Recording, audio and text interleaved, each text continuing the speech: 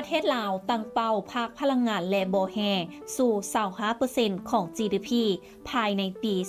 2030 ในฐานะโตขับเคลื่อนหลักทางเศรษฐกิจไปติดตามแนวทางสำคัญของรัฐบาลลาวในการพัฒนาอุตสาหกรรมพลังงานและบ่แห่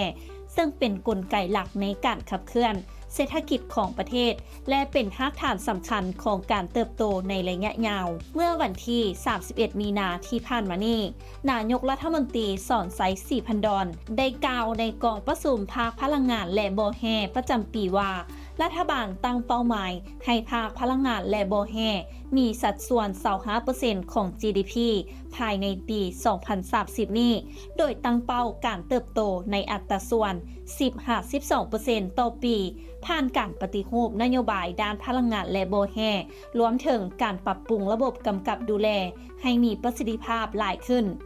นายกรัฐมนตรีเน้นย้ำถึงการขยายโครงข่ายไฟฟ้าให้ครอบคลุมทั่วประเทศเพื่อเพิ่มขีดความสามารถในการส่งออกไฟฟ้าไปยังไทยเวียดนามและกัมพูชา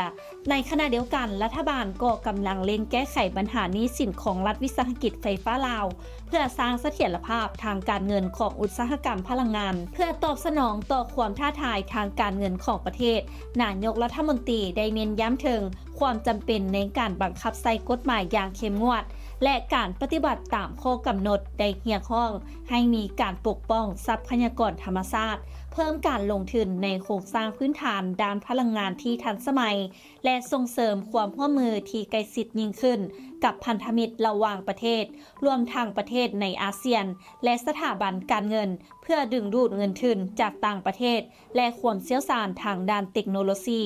การประชุมครั้งนี้ถือเป็นการยืนยันความมุ่งมั่นของรัฐบาลในการเสริมสร้างภาคพลังงานและบ่แห่ให้เป็นแห่งขับเคลื่อนหลักในการพัฒนาเศรษฐกิจของประเทศและการเติบโตของภาคอุตสาหกรรมในระยะยาวทุกท่านคิดเห็นแนวใดกับประเด็นนี้ร่วมแสดงความคิดเห็นกันเข้ามาได้นำอบธรรมวงศ์รายงาน